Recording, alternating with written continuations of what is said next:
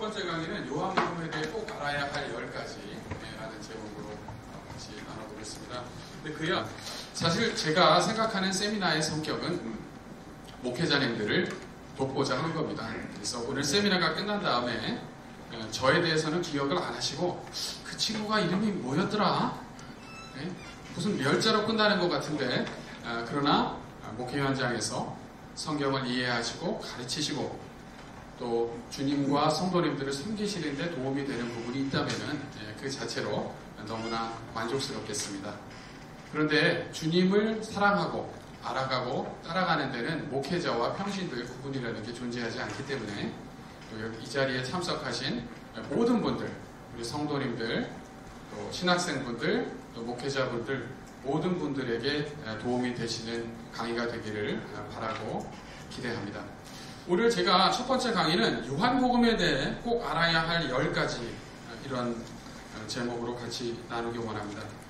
요한복음은 사실 성경 전체에서 가장 사랑을 많이 받는 복음서입니다. 그렇죠? 요한복음은 성경 전체에서 가장 많이 사랑을 받는 복음서다. 특별히 그 중에서도 요한복음 3장이 가장 많은 사랑을 받습니다. 근데 우리가 요한복음 3장을 사랑한다, 요한복음을 사랑한다고 해서 실제로 요한복음을 잘 이해한다는 뜻은 아니죠. 그죠? 우리가 요한복음에 대해서 잘 알고 있다고 가정하는 것은 우리가 요한복음의 본문들과 친숙하기 때문이지 그 본문을 꼭 잘 이해해서만은 아니라는 것을 저는 그간 저 자신의 경험과 또 주변에 있는 목회자 신학생들을 바라보는 경험을 통해서 깨닫게 되었습니다. 근데 제가 이번 강의도 그렇고 또 제가 쓴 책 네가 나를 사랑하느냐 작년 12월에 요단 출판사에서 잘 이쁘게 만들어 주셨는데 그 책도 사실은 제가 학문적인 오리엔테이션을 갖고 준비한 책은 아닙니다. 제가 학문적으로 준비하는 그런 출판물들은 따로 있습니다. 그런데 제가 신학교에서 가르치다 보니까 내 영혼이 좀 메말라가는 게 아닌가. 강의는 열정적으로 한다고 선후배 목사님들 또 동료들이 격려를 했지만 내 영혼이 좀 메말라가는 게 아닌가 하는 느낌이 들었습니다. 또 성경을 읽으면서 나는 경건을 목적으로 읽는다고 하지만 지식을 목적으로, 사역을 목적으로, 강의를 목적으로 성경을 읽고 있는 게 아닌가.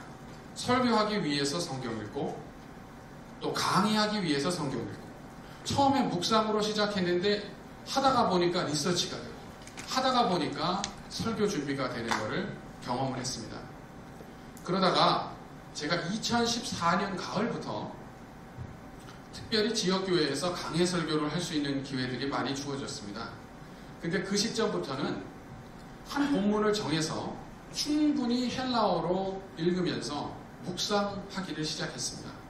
그리고 묵상의 결과를 정리를 해서 설교를 하고 강의를 하기 시작했습니다. 그렇게 하니까 오히려 이전보다도 목회자님들이 더 도움이 되신다라는 얘기를 하시게 되고 그것을 정리해서 낸 책이 작년에 출간된 네가 나를 사랑하느냐입니다. 앞으로 한글로 글을 쓰는 것과 또 강의하는 것은 비슷한 방향으로 원문을 하나님 앞에서 묵상하고 그 가운데 주님을 대면한 그런 결과들을 정리해서 글을 쓰고 강의를 해야겠다라는 생각을 점점 하게 됩니다. 첫 번째 강의는 다소 학문적이고 개론적인 요소가 있습니다. 그러나 두 번째, 세 번째, 네 번째 강의는 제가 솔직히 참고 문헌을 본 것은 그리 많지 않습니다. 참고 문헌을 보기는 봤습니다. 그러나 두 번째, 세 번째, 네 번째 강의는 헬라어 원문을 갖고 제가 묵상한 것을 정리해서 나누는 것이다 라는 말씀을 드립니다. 물론 그 이야기를, 그 인사이트들을 다른 학자들이 이미 발견한 경우들이 많이 있겠죠. 당연히 많이 있을 겁니다.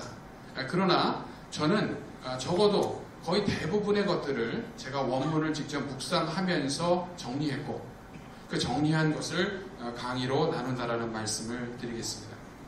우리가 하나님을 대면하고 특별히 하나님의 말씀 가운데 하나님을 대면하는 것, 그것이 성경 연구와 설교 준비의 핵심이 되어야겠다.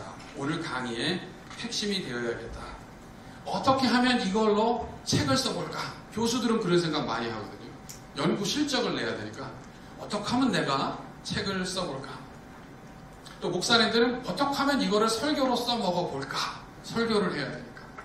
우리 한국의 목사님들은 담임 목사님 같은 경우는 최소 일주일에 3번, 그죠? 더 많이, 그거보다 훨씬 더 많이 설교를 하셔야 하는 거의 살인적인 설교의 스케줄을 갖고 계시잖아요. 그죠?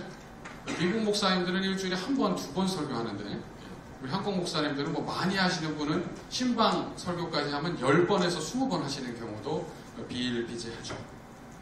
근데 그렇기 때문에 잘못하면 하나님 말씀을 대할 때 일종의 우상숭배적 행위에 빠지게 된다는 거죠. 어떻게 하면 이 하나님 말씀을 잘 요리해서 설교에 써먹을까? 어떻게 하면 요거를 아티클이나 책으로 내볼까? 목회자와 교수들이 그런 유혹에 빠질 수 있다는 겁니다. 첫 번째 시간은 일종의 개론인데 일반적인 신약 개론책에서 다루는 그런 개론과는 좀 차별성이 있습니다. 예를 들어서 D.A. 칼슨과 더글라스 무라는 분이 공저한 신약 개론, 지금 개정판이 나왔죠. 은성 출판사에서 출간됐습니다.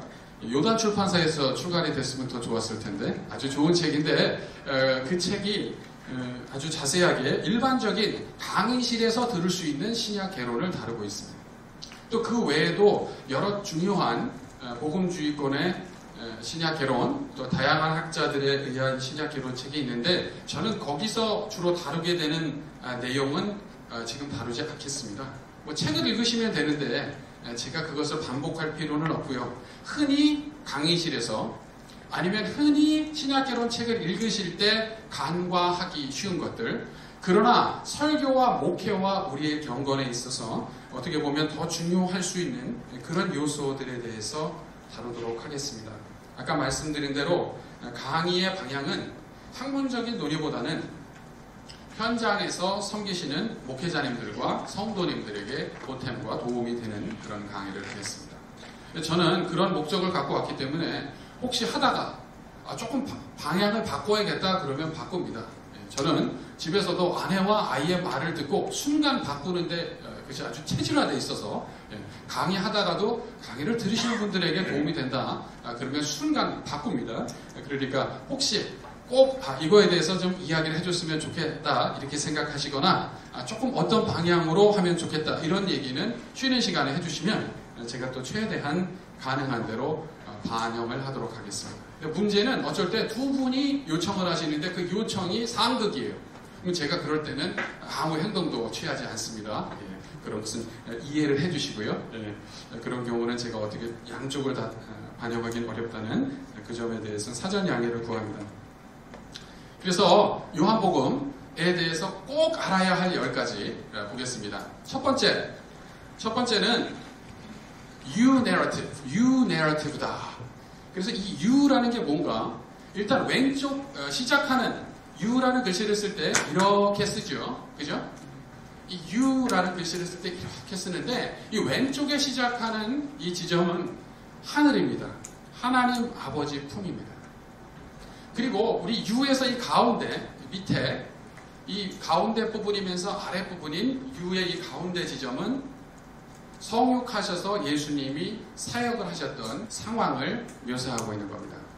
그리고 다시 위로 올라가서 오른쪽에 끝나는 부분, 오른쪽 선에 해당하는 부분은 예수 그리스도께서 십자가의 죽으심과 부활과 승천을 통해서 아버지께로 하늘로 돌아가는 것을 이야기하는 겁니다. 사실은 요한복음에서는 이게 굉장히 중요합니다. 요한신학에 대해서 심지어 자유주의자들도 그리스도의 선제, 프리익지스턴스가 요한복음에 명백하게 나타나 있다는 것을 인정합니다. 선제라는 것은 뭐냐면 그리스도께서 인간의 몸을 입고 인간으로 태어나시고 이 땅에서 인간으로 사시고 사역하기에 앞서서 미리 존재하셨다는 겁니다. 특별히 1장 1절, 요한복음 1장 1절 이하와 연결을 시켜보면 창조하시기 전에 이미 존재했다라는 그 이야기까지 우리가 연결시킬 수 있겠습니다. 그게 왜 중요하냐? 태초에 말씀이 계시니라라는 선언이 왜 중요하냐면 태초, 즉 창조하기 이전에 이미 존재했다라는 건 예수 그리스도가 피조물이 아니라는 겁니다. 초대교회에서 아리우스 논쟁 이래로 여러 유사한 논쟁들이 지금까지도 이어지고 있습니다. 이단들 중에서도 그리스도의 신성을 부인하는 이단들이 많이 있습니다. 오래된 이단들입니다. 초대교회 당시부터 있었습니다. 근데 우리가 그 문제를 이해하는 데 있어서 아주 중요한 건 창조 그 시점 이전에 이미 존재했다. 즉 그리스도는 창조주이시다. 창조주와 피조물, 우리가 이 둘을 나누어서 생각할 때 그리스도, 이 땅에 사셨던 그리스도, 성육하신 말씀은 창조주의 편에 속하신 분이지 피조물에 속하신 분이 아니다라는 얘기입니다. 어쨌든 그에 대해서는 제가 두 번째 강의에 대해 더 설명을 드릴 거니까 계속 좀 진행을 해보도록 하겠습니다. 이 U 내러티브가 왜 중요하냐면요. 이 U 내러티브, U자를 이해할 때 출신 기원 혹은 고향, 정체성 등 요한복음을 이해하는 데 있어서 아주 중요한 개념들에 대해서 우리가 이해하게 됩니다. 예를 들어서 요한복음 3장, 제가 마지막 강의인데 오늘 마지막 강의에서 더 다루겠지만 요한복음 3장에 보면 위로부터 나는 것, 거듭나는 것에 대해서 예수님이 말씀하십니다. 위로부터 난다 할 때 위로 혹은 거듭난다, 영어로 again인데 거듭난다고 했을 때 헬라어는 아노텐입니다. 근데 이 아노텐이라는 단어가 재밌는 것은 그게 다시 혹은 거듭이라는 뜻을 가질 수도 있고요. 위로부터, 즉 하늘로부터, 하나님으로부터, 성령으로부터라는 뜻도 가질 수 있어요. 요한복음을 잘 읽어보시면 어떤 사람을 이해할 때 이 사람이 위로부터 난 사람인가? 아니면 그냥 이 땅에서 자연적 출생만을 경험한 사람인가가 굉장히 중요한 이슈로 해두고. 근데 우리가 많이들 얘기할 때 거듭나는 거에 대해서 이야기하는데 이 거듭남을 자연적인 의미에서 거듭남 차원으로 니고데모보다 그냥 조금 업그레이드된 상태 정도, 요한복음 3장에 등장하는 니고데모보다 조금 업그레이드된 정도로만 이해를 하는 경향이 있습니다. 근데 요한복음이 말하는 거듭남은 다른 말로 하면 위로부터 난 거예요. 하나님으로부터 난 거거든요. 그렇기 때문에 하나님의 생명, 영원한 생명, 영생이 주어지는 거죠. 하나님의 성품 중에 하나가 영원성입니다. 인간은 유한합니다. 그러나 하나님의 말씀은 그런 한계를 갖고 있지 않고 또 하나님 자신은 영원하다는 속성을 갖고 계시죠. 그래서 영생은 다른 말로 하면 하나님의 생명이에요. 그래서 물과 성령으로 거듭나는 것이 중요한 거고 요한복음에서 특별히 3장에서 그 부분을 굉장히 강조하는 겁니다. 일단 어디 출신인가? 우리 한국에 보면 어느 학교 출신이다. 또 고향이 어디냐? 어디 출신이다. 이런 것에 대해서 우리가 많이 이야기했고 개선하려고 하지만 그게 또 쉽게 개선이 안 되는 부분들도 일부 남아있는 것 같습니다. 근데 요한복음에서는 너 출생이 어디 출신이냐 이게 굉장히 중요합니다. 하늘 출신이냐? 즉 하늘로부터 다시 태어난 사람이냐? 아니면 그냥 이 땅에 속해서 생물학적 생명을 갖고 종교적 열심을 나름 갖고 살아가는 니고데모와 같은 자예요. 이것이 너무 중요하다는 거죠. 요한복음 3장을 다룰 때 이 부분을 더 자세히 다루어 보도록 하겠습니다. 그래서 출신, 기원, 고향에 따라서 우리의 정체성이 주어집니다. 거듭나지 않고는 혹은 다른 번역은 하늘로부터 위로부터 나지 않고는 하나님 나라를 볼 수 없고 들어갈 수 없다고 말씀하시잖아요. 그러니까 예수님이 말씀하시는 거는 너 어디 출신이니? 너 고향이 어디니? 너는 어떤 영적 기원을 갖고 있니? 라는 것을 물어보시는 겁니다. 니고데모와의 대화에서 그것이 잘 부각되고 있습니다. 제가 여러 본문이 있는데 시간상 그냥 한 본문만 읽고 잠깐 말씀을 드리겠습니다.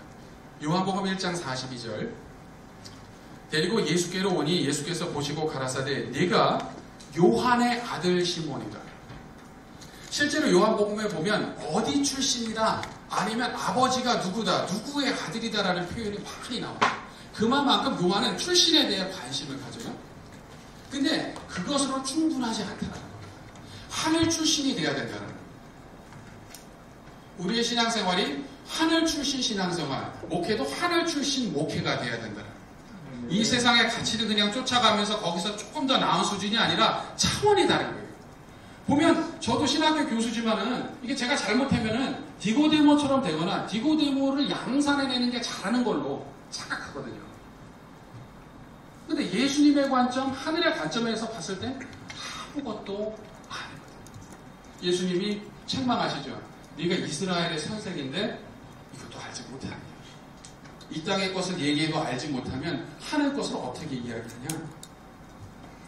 오늘 1장 42절로 다시 돌아가서 보면은 네가 요한의 아들 시몬이다 하면서 베드로의 기원, 출신에 대해 말씀을 하시고요. 그 가문에 대해 말씀을 하시고 그 다음에 뭐라고 그러세요? 장차 개발하라.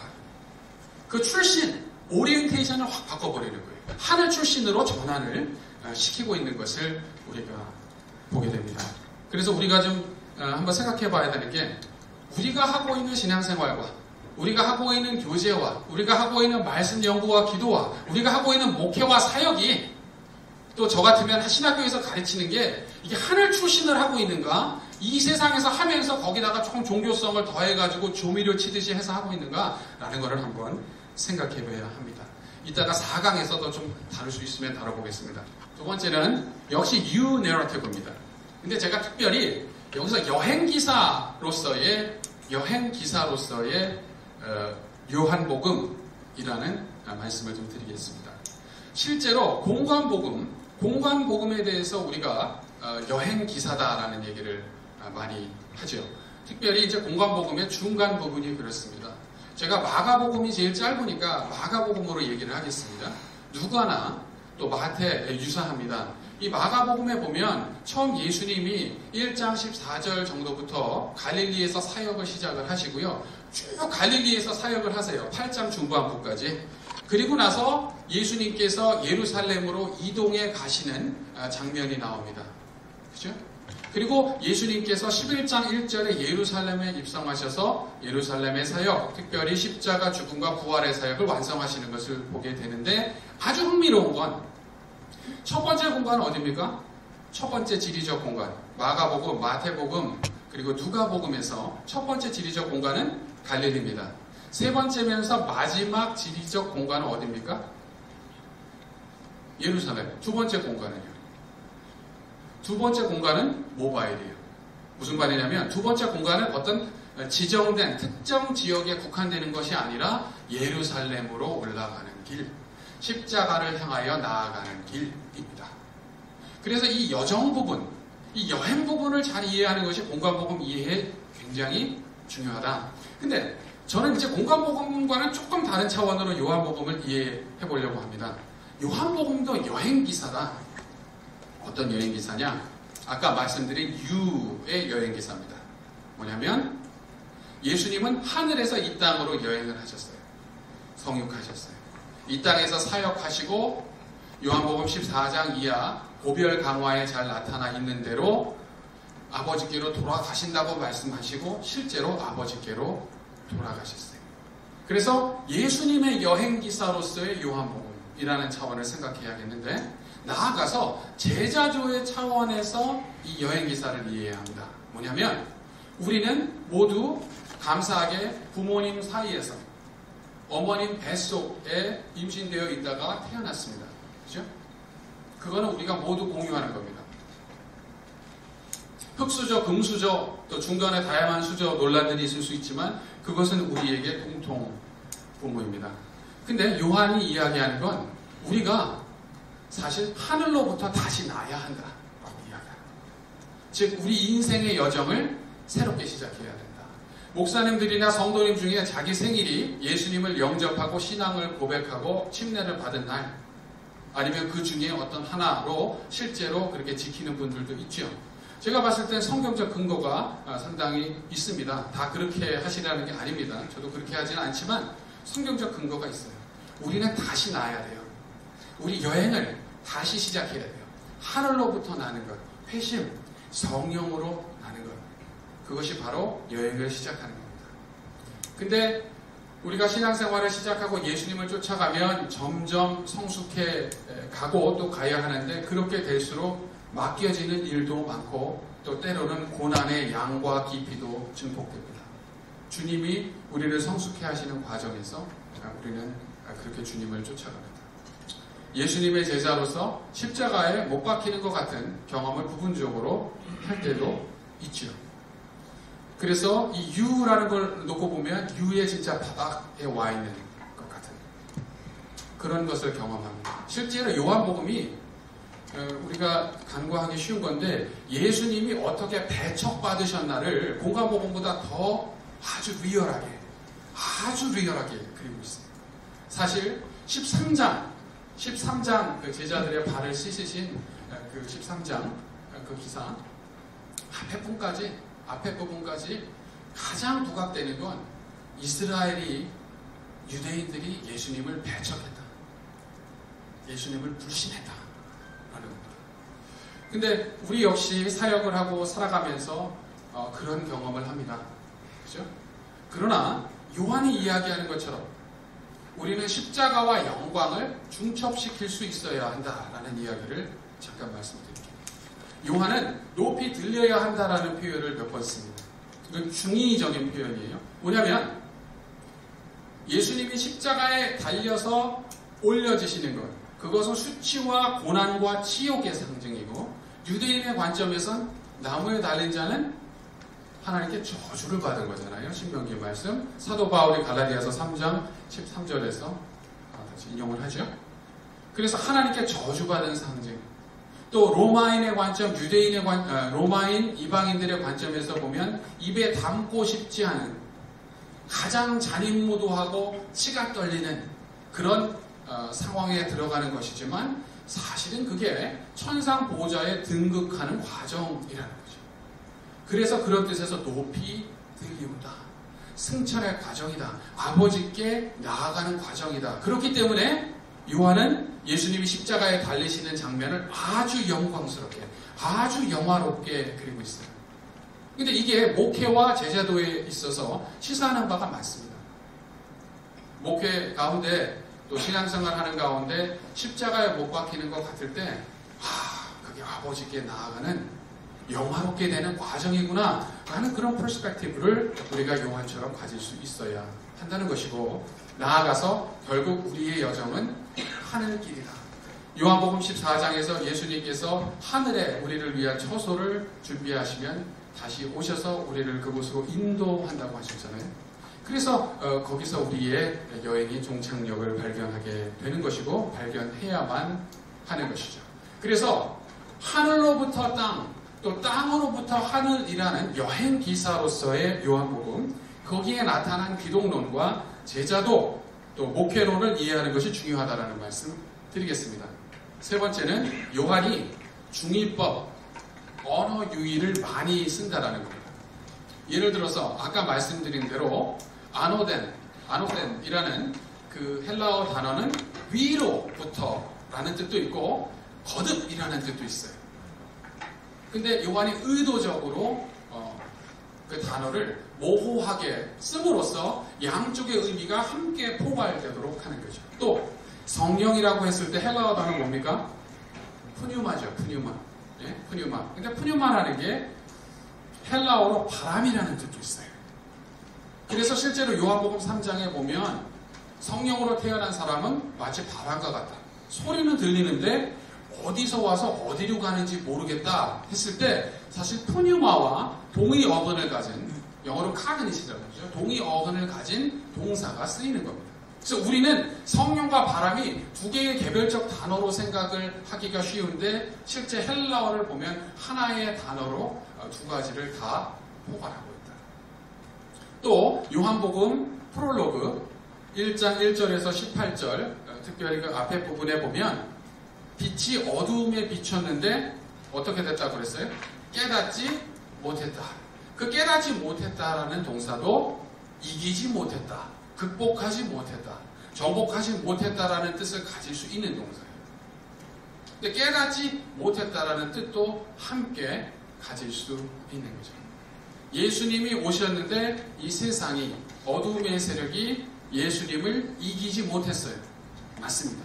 내가 세상을 이기었노라 라고 말씀을 하셨어요. 또 천지 창조를 보세요. 천지 창조 때 빛이 어두움에 비치니까 어두움이 이기지 못했어요. 어둠이 도망쳐 갈 수밖에 없었어요.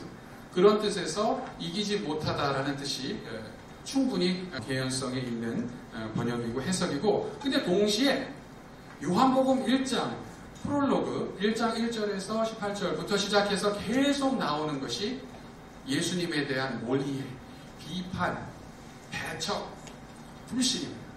그렇기 때문에 깨닫지 못하더라. 예수님이 누구신지 알지 못하더라. 이해하지 못하더라. 이것도 여전히 굉장히 유효한 해석인데, 의도적으로 이 둘을 포괄하기 위해서 중립법을 사용했다라는 거죠. 그래서 요한복음은요, 아주 센시티브하게, 아주 집중해서 읽으셔야 돼요. 그냥 대강 빨리빨리 읽으면 놓치는 게 너무 많아요. 맑은 정신으로 유익 있게 읽어야 합니다. 그러나 그게 뭐 요한복음 뿐이겠습니까?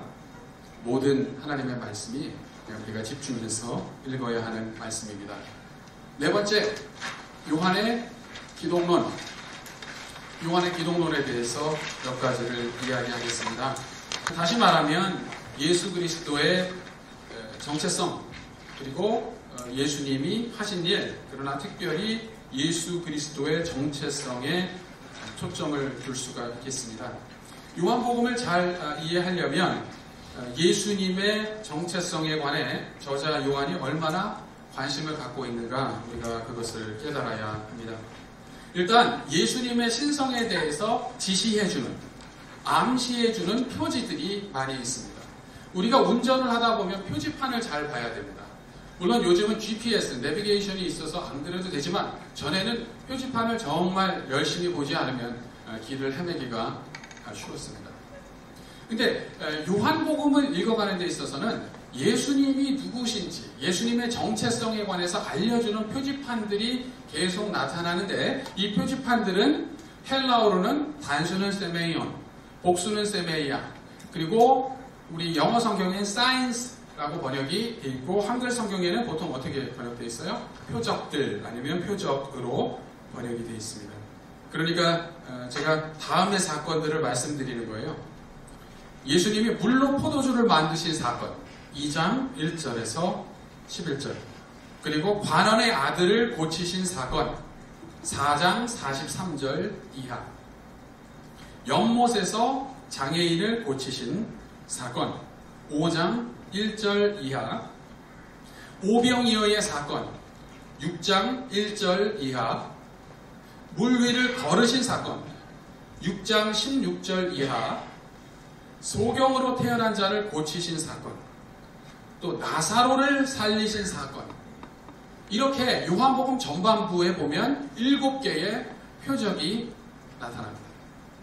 그래서 어떤 분은 요한이 의도적으로 완전수인 7에 맞춰서 7개의 표적을 제시했고, 그렇게 완전하게, 온전하게 그리스도의 신성에 대해 이야기하고 있다고 말합니다.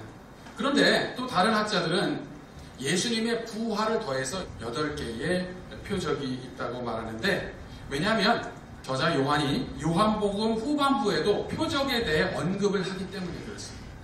만약에 요한이 요한복음 13장 이후로는 표적에 대해 일체 언급을 안 한다면 7개를 표적 한 세트로 묶었구나, 의도적으로 그렇게 했구나 생각할 수 있겠습니다만, 실제로 요한복음 거의 끝부분에 봐도 표적 단어가 나오기 때문에 아마 요한은 이 요한복음 전체, 특별히 그리스도의 부활까지도 중요한 표적으로 독자들에게 제시하고 있는 것이다 라는 견해를 우리가 서포트 할 수 있겠습니다. 그런 견해에 대해 적어도 열려 있어야 하겠습니다. 또 그리스도의 정체성에 대해서 알려주는 중요한 선언들이 나는 누구다 라는 선언입니다. 영어로는 I am statements라고 하죠. 헬라어로는 에고 에임이죠. 헬라어로 에고가 I입니다.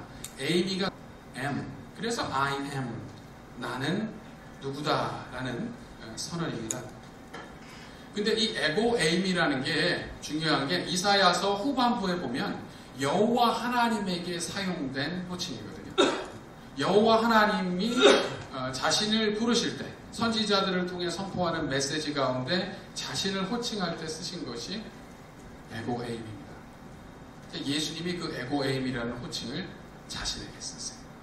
그래서 그 가운데 예수님의 신성에 대한 매우 강력한 암시를 가질 수 있습니다. 우리가 잘 아는 것, 나는 길이요 진리요 생명이니. 그때 나는 뭐뭐요 했을 때 에고에임입니다. 나는 부활이요 생명이니. 마찬가지입니다. 나는 선한 목자라. 다양한 많은 구절들이 있습니다. 근데 그 구절들의 특징은 한국어의 문법으로 말하면 보어가 있어요. 나는 뭐다. 나는 포도나무다. 나는 선한 목자다. 근데 이 I am, 이 독립적으로 쓰이는 예가 하나 있습니다.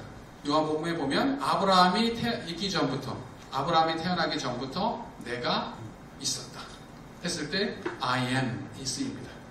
거기에는 나는 누구다가 아니라 내가 있었다, 내가 존재했다라는 뜻에서 독립적이고 절대적인 뜻에서 I am이 사용됩니다. 어쨌든 그 다양한 예들을 합쳐서 볼 때 이 I am, 에고에임이라는 선언이 그리스도의 신성에 관한 굉장히 강력한 암시를 제시해 준다라는 겁니다. 조금 다른 각도에서 또 보겠습니다. 예수님이 구약을 어떻게 이해하셨나 보면 예수님이 자기 정체성에 대해 어떻게 이해했는지 알 수 있습니다. 우리가 요한복음 5장 보겠습니다. 요한복음 5장에서 유대인들과 논쟁하고 있는 그 맥락입니다. 그 맥락 가운데 예수님께서 다음과 같이 이야기하십니다. 5장 39절 너희가 성경에서 영생을 얻는 줄 생각하고 성경을 상고하거니와 이 성경이 곧 내게 대하여 증거하는 것입니다.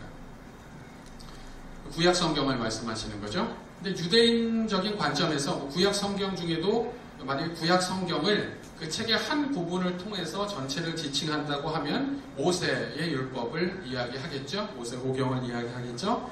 그런 차원에서 46절을 또 한번 보셔야 돼요. 모세를 믿었다면 또 나를 믿었으리니 이는 그가 내게 대하여 기록하였습니다. 근데 여기 주목하셔야 돼요. 신약 성경에 많은 구약 인용들이 나옵니다. 그죠? 근데 예수님은 여기서 인용은 안 하세요.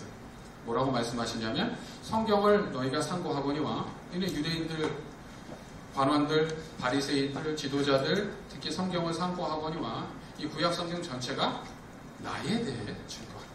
라는 놀라운 선언을 합니다. 또 모세의 글을 믿으면 나를 믿게 된다. 모세 역시 나에 대해 증언하는 것이다. 라는 선언을 하고 계신 겁니다. 여기서 약간의 설명이 필요한 것 같아서 그러면 어떤 뜻으로 예수님이 그런 말씀을 하셨는가? 잠깐 각주적 언급으로 세 가지만 간단히 말씀을 드리겠습니다. 우리가 구약 성경을 읽으면 어떤 부분은 예수님에 관한 예언이 극명하게 명확하게 나타나 있는 부분들이 있습니다. 가장 대표적인 것이 이사야서 53장, 그죠? 그 외에도 많이 있죠. 근데 실제로 예수님에 대해서 직접 이야기하고 있는 구약 성경 구절과 그렇지 않은 구절, 메시아에 대해서 직접 이야기하고 있는 구절과 그렇지 않은 구절들을 비교하면 어느 쪽이 많아요? 그렇지 않은 구절들이 훨씬 많죠. 그럼 어떤 뜻에서 구약이 예수님에 대해 증거하는 것인가? 라는 질문을 해석학적으로 갖게 됩니다. 세 가지 정도 팁을 드리겠습니다. 첫 번째는 다 잘 아시는 거예요. 첫 번째는 구약 성경의 예언들이 실제로 예수 그리스도를 통해서 성취되었다고 신약 저자들이 말하고 있어요. 그죠? 이사야서 53장, 그죠? 다니엘서 7장 13절에서 14절, 시편 110편, 특별히 로마서, 히브리서 이런 책들을 보면 구약이 풍성하게 인용되고 또 간접적으로 인용되고 있죠. 우리가 그렇게 봤을 때 분명히 구약은 예수 그리스도를 통해서 성취되었다. 구체적인 구약의 구절들, 제가 구약의 구절들 했을 때는 우리가 몇 장 몇 절이다 라고 말할 수 있는 그런 구절들이 그리스도 안에서 성취되었다는 것이 신약 성경의 공통된 증언이죠. 그러나 신약 성경이 인용하고 있는 구약 성경의 개별 구절들을 다 모아보세요. 다 모아보면 실제로 직접 인용이나 언급이 안 되는 구약의 구절들이 훨씬 많아요. 무슨 말씀인지 아시겠죠? 그래서 제가 이 논의를 전개하는 겁니다. 그래서 두 번째와 세 번째가 중요합니다. 두 번째는 뭐냐면 성경 전체를 하나의 드라마로 이해해야 된다는 거예요. 이제 여러분들 연속극을 보시잖아요. 드라마를 보시면 등장인물이, 주요 인물이 최소한 2명에서 3명 정도 있습니다. 그죠? 그리고 조연급이 또 여러 명 같이 있어요. 그죠? 아무리 훌륭하고 외모가 출중하고 연기력과 감정이입이 탁월하더라도 혼자 한 사람에 대해서만 계속 그 드라마가 보여준다면 따분해서 못 봅니다. 그러려면 혼자 하는 연극 같은 걸 보러 가야죠. 그러나 우리가 기억해야 되는 건 거기 나오는 모든 등장인물들이 이런저런 방식으로 주요 인물, 거기에서 가장 중요한 인물과 관계를 맺고 있다는 거예요. 또 이런저런 방식으로 그 전체 스토리가 어떻게 전개되어 가느냐와 관계가 있다는 거예요. 그렇게 본다면 구약에서 직접 메시아에 대해서 예언하고 또 신약 성경이 직접 간접적으로 인용하고 있는 구약의 구절들 외에도 구약 성경 전체가 하나의 큰 물줄기로서 예수 그리스도를 향하여 흘러가고 있다라는 관점에서 구약을 이해해야 한다는 거예요. 세 번째로 우리가 기억을 해야 되는 건 하나님의 성품과 하나님의 행위에 주목해야 한다는 겁니다. 무슨 말이냐면 우리가 정말 예수 그리스도가 하나님이시면서 동시에 인간이시다라는 걸 믿는다면 구약에서 하나님에 대해서 이야기한 것이 사실은 예수 그리스도에 대해 이야기한 것이기도 합니다. 하나님이 인자가 많으시고 오래 참으시는 하나님이라고 출애굽기에서 이야기하죠. 사실은 그게 예수 그리스도 이야기입니다. 그러나 하나님은 진노하시는 하나님이시기도 해요. 그것이 예수 그리스도 이야기입니다. 또 바꾸어서 보면 예수 그리스도가 보여주신 그 삶, 그것이 하나님이 어떤 분이신지를 보여주는 겁니다. 예수님이 이 땅에서 팔레스타인을 걷고 계실 때 하나님이 걷고 계신 거예요. 예수님이 말씀하실 때 그거는 가감없는 직통계신 겁니다. 그래서 저는 우리가 성경을 묵상하면서 예수님을 만나고 하나님을 대면하는 게 너무 중요하다고 생각해요. 기도하면서 하나님의 음성을 듣고 성령의 인도하심을 쫓는 것은 너무나 중요한데 근데 그건 우리 생각이 또 자주 들어가요. 근데 기록된 하나님의 말씀, 예수 그리스도께서 보여주신 하나님은 말 그대로 직통계시거든요. 말씀을 읽으면서 큐티를 통해서 말씀을 묵상하면서 하나님을 대면하지 못하면 다른 하나님 대면 방법들이 위험한 방식으로 작동하게 될 가능성이 굉장히 높습니다. 또 내가 하나님과 멀어진 것 같고 하나님을 대면하지 못하고 있는 것 같을 때 우리는 말씀 가운데 하나님을 대면해요. 그래서 예수님이 보여주신 삶, 예수님이 행하신 일, 예수님의 성품, 예수님의 말씀, 그 모든 것이 하나님에 대한 직통 계십니다. 그 이해를 생각보다 갖기가 어려운 것 같아요. 왜? 말씀을 읽으면서 그렇게 하나님을 경험하지 못하고 성도님들 많은 경우가 목사님 설교를 통해서 은혜를 받긴 하지만 본인들이 성경을 폈을 때 말씀을 읽으면서 하나님을 대면하지 못하거든요. 그러니까 사실은 개신교 신자라고 하지만은 카톨릭에 더 가까운 영성 형태를 갖고 있는 게 아닌가 싶어요. 하나님의 말씀을 대면하고 그 가운데 하나님을 경험하지 못하면 그것은 사실 개신교, 교단에 상관없이 개신교 정신에서 떠나 있는 거고 특별히 침례교 정신에서 많이 떠나 있어요. 복음주의의 정신, 교단에 상관없이 복음주의의 정신에서 많이 떠나 있다. 요한이 이야기하는 기독론은 입체적이면서 패러독스를 담고 있는 기독론이다. 물론 칼케돈의 고백처럼 그리스도는 하나님이시면서 인간이시죠. 그러나 조금 더 구체적으로 보면 예수님은 계시자이시면서 계시의 내용이기도 하다는 겁니다. 예수님은 메신저이면서 메시지이기도 하다는 거죠. 여기서 사실은 많은 경우 자유주의자들뿐만 아니라 복음주의자들도 오류를 범합니다. 자유주의자들은 예수님은 그냥 하나님이 보내신 메신저다. 하나님이 귀하게 쓰신, 놀랍게 쓴 역사 가운데 존재했던 한 인물이라는 것을 극단적인 자유주의자들이 이야기합니다. 즉 하나님이라는 것을 부인합니다. 근데 복음주의자들 가운데 적지 않은 숫자는 예수님이 하나님이시라는 걸 인정을 하는데 예수님이 하나님께 보냄을 받은 하나님의 메신저라는 것은 또 인정을 안 해요. 신약 성경이 그렇게 이야기하고 있는데도. 근데 건강한 기독론은 이 두 가지가 통합되어 있습니다.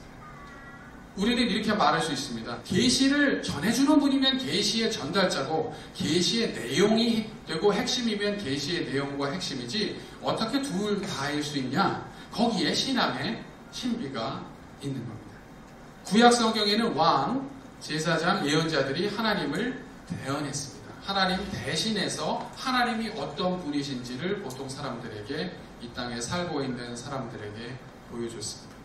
신구약 중간기 시대에 특별히 하나님과 인간을 연결해주는 하나님의 메신저에 대한 관심이 높아졌습니다. 크게 보면 네 가지 정도 부류가 있는데 첫 번째 부류는 천사들입니다. 그래서 특정한 천사들에 대해 관심을 많이 가졌습니다. 하나님과 우리를 연결해주는 그런 존재들에 대해 관심을 가졌습니다. 두 번째 부류는 인간이에요. 근데 인간 중에서 특별히 옛날에 살았던 인간, 모세, 노아, 다윗, 에녹 등등에 대해서 많은 관심을 가졌습니다. 하나님과 인간 사이에서 일하는 그런 특별한 인간들에 대해서 관심을 가졌는데, 돌아가신 지 얼마 안 된 분이나 살고 있는 분에 대해서 이야기한 건 아니고요. 고대에 살았던, 오래전에 살았던 성경의 영웅들에 대해 이야기했습니다. 세 번째 부류는요, 메시아입니다. 물론 다양한 메시아에 관한 기대들이 있었지만, 메시아가 또 하나님과 그의 백성을 중재하는, 하나님을 백성 가운데 대리하고 하나님 앞에서 하나님의 백성을 대표하고 대신하는 역할을 해줄 것에 대한 기대감이 있었습니다. 네 번째로는 알렉산드리아의 필로 등 몇몇 작가에서 보여지는 것인데, 지혜, 위스덤, 아니면 말씀, 로고스에 대해서 많이 관심을 가졌습니다. 지혜는 헬라어로는 소피아고요. 말씀은 헬라어로 로고스죠. 근데 로고스나 소피아를 이해할 때 독립된 인격으로 보지 않았습니다. 하나님의 성품을 일종의 의화하는 것으로 이해를 했습니다. 요한복음에 와서 보면 태초에 말씀이 계신다 했을 때 그 말씀이 로고스거든요. 필로가 말했던 로고스, 그 말씀. 물론 필로나 유대 저자들, 1세기 주변의 유대 저자들은 그 말씀을 구약의 말씀, 율법과 연결시켜서 이해했습니다. 그러나 예수님 앞서서 그 누구도 그 말씀이 인격적인 존재라고, 하나님과 구분될 수 있는 인격적 존재라고 이해한 일은 없습니다. 근데 요한은 태초에 말씀이 계셨다. 그 말씀이 하나님과 함께 계셨다. 그 말씀은 하나님이셨다라고 고백하면서 예수님이 신성을 가지신 하나님이시면서 또 하나님과 구분되는 분이라는 것을 동시에 이야기해주고 있습니다. 구약이나 또 신구약 중간기에 많은 메신저들, 하나님이 쓰신 놀랍게 쓰임받은 일꾼들과 예수님을 비교하면 그 사람들은 메신저에 불과하지만 예수님은 메신저인 동시에 메시지가 되신다. 예수님은 계시를 전해주는 계시 전달자인 동시에 계시의 핵심과 내용이 되신다라는 이야기를 할 수 있겠습니다. 감사합니다.